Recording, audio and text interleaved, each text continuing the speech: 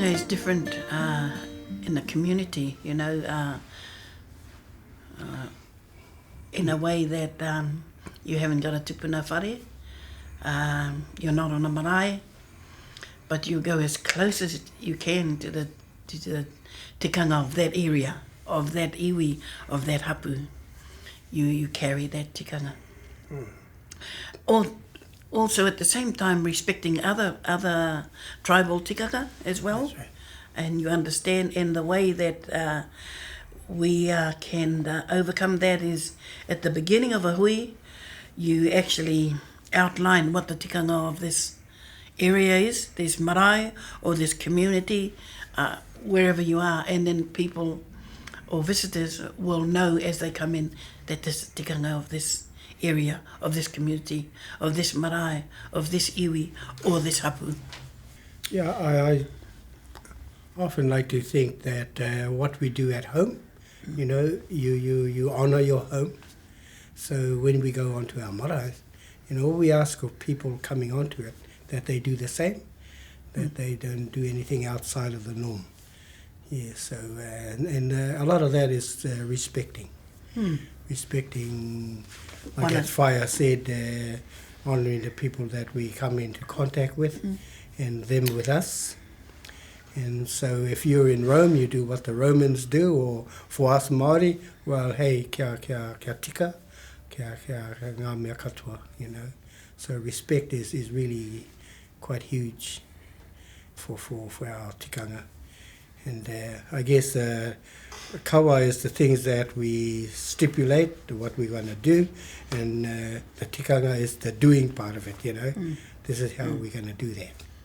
Yeah. The tikanga is the active part of a pōwhiri. Tikanga can be changed, but kawa can't be changed. Ni. Because you do it according to the area that you're in too. You know, you respect different people's marae that you go on to. You respect their kawa, you respect their tikanga. Yeah, I like that. Because you're a visitor there. Yeah. And let's talk about here, Rauawaawa. When we come here, we know this is a community organisation.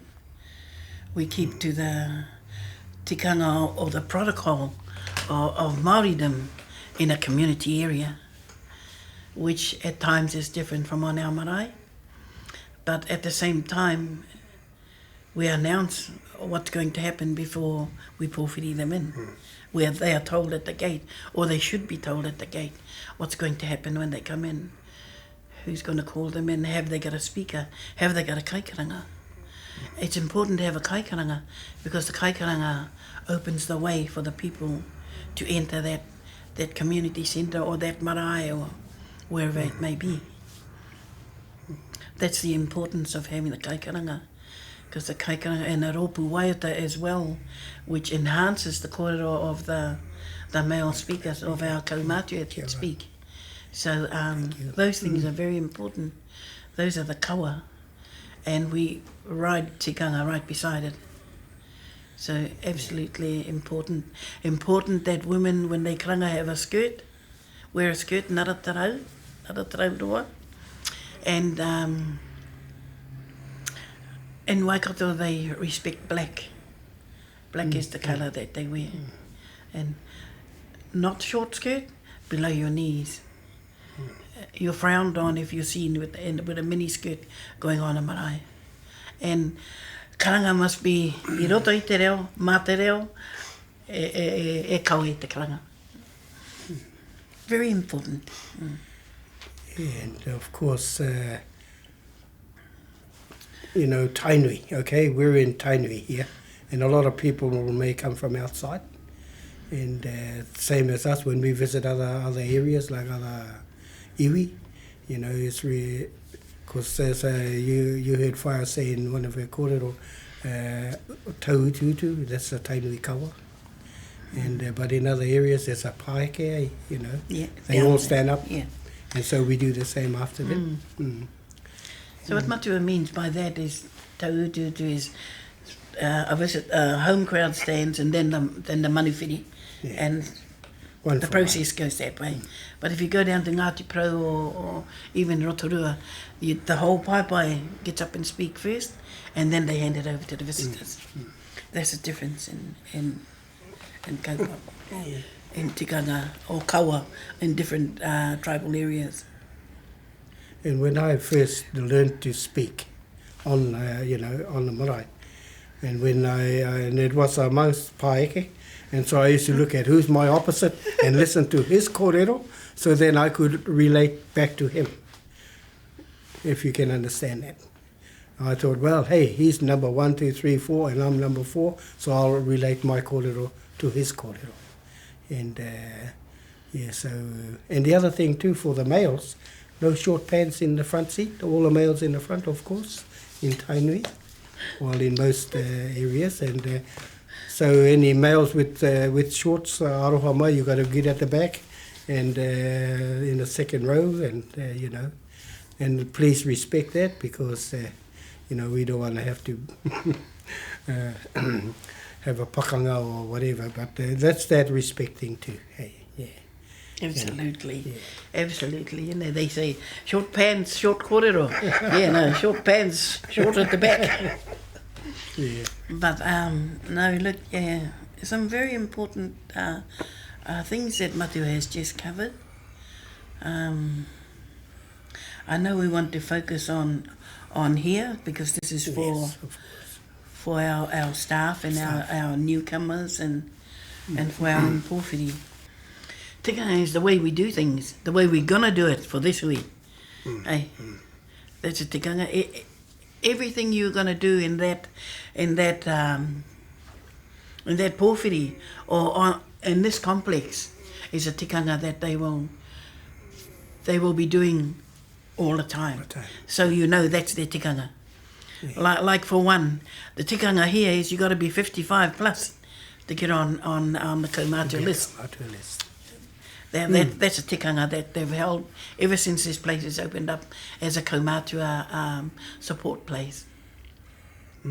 Same with going on the computers. You had to be 55 plus to go on there. And to access the resources for Kaumatua, you have to fill out the Kaumatua form. That's a tikanga that they hold. Other than that, just can't think of anything. And another tikanga is respect your elders. Yeah. Because we have a lot of youth coming through, 50 plus, they will start there, and they want to stand up. But if koro is here, let him say, e tama e tū. Yeah. Ne. Mā te kaumātua koe tautoko ki te tū. For a younger person to stand and kōrero, the elder has to give that consent. And that's a tikanga on all maraes. On all maraes, yeah. And the other thing is, if you've just lost a loved one, you should be still in mourning and you shouldn't be standing to kōrero. The same with the kaikaranga.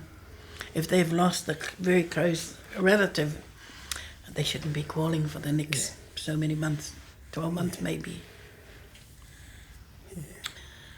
Perhaps a hidden tikanga. And a lot of people, I know, they're not too sure. Well, I put it this way. I've been, going on to a marae. Say people coming on here. Okay, even though it's not a marae, but we will still stick to the kawa o Tainui.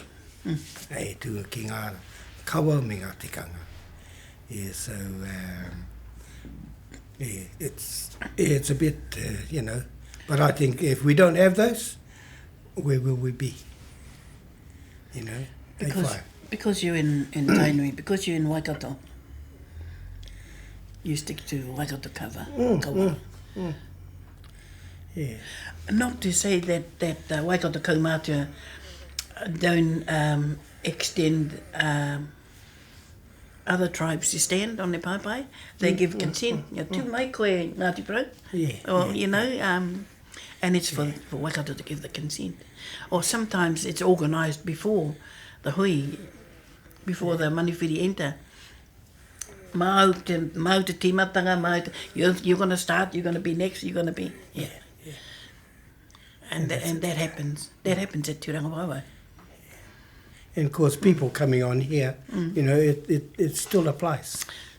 You know, we have our visitors, or if they got maybe a couple of kai kōrero, well, they'll decide between each, or maybe one will say, oh, mau kokoi, and that's it, you know. And pōwhiri is an honour to visitors that come in. Kia ora whare. It's respecting them. And it's you know, they're highly honoured by being pōwhiri. There's also whakatau, where if they've been here before, it won't be a pōwhiri, it'll be a whakatau. Or just, how te whakapake o tēnā? A welcome. Just a welcome. Yeah. But other than that, if they've never been here before, you have a pōwhiri. Yeah. Because not only are you pōwhiring that person or that whānau mehe Māori, you also pōwhiring their descendants, where they come from. So you can greet their mountains and their rivers and their tribal areas on that family that's coming in. Yeah. And it's respecting and honouring them. Yeah. That's a huge plus. And I think that can be confusing in a sense, you know, because, you know, I think for me anyway, you know, you hear the whakatau being used or asked for, and then you're thinking, but inside the pōwhiri is the whakatau. So, yes. You know, but it is an honour, and it's an honour for us to have other ethnicities come into our workplace or onto our marae, because we want them to share us, you know, we want them to know how we do things, and that we can share each other's experiences. Yeah, so that's why I love seeing people of different ethnicities come, so that they know who we are, what makes us tick, so to speak. Yeah, kia ora. And at the same time, in the kōrero and karanga, you know, Variances, waikato, we would say things like respecting the kingitanga, respecting our awa, you know, haere mai rā ki taupiri maunga, those kind of things. I te kingitanga, you know, I te whare o pōtatau, te awa waikato, te rerenga wai o ngā mātua tupuna, Waikato River, where all our ancestors' tears have flowed. You know, and those kind of beautiful sayings, you know, if it could be translated for our visitors to actually know what our men are talking about, would be absolutely awesome. Yeah. Like come to our mountains are greeting your mountains. Our rivers are greeting your rivers. Kia ora whai. Our tears flow with your tears. With your tears. And we remember your loved ones as you remember ours. That's beautiful. Kōrero. And they say it in Māori, and I know a lot of people don't understand what that means. But sometimes when you stand up in kōrero, your tears flow because they're hitting a soft spot that you and your family may have lost a loved one recently, and your tears just flow. And you know, it's a sad feeling, but it's an awesome feeling too, to be remembering your loved ones.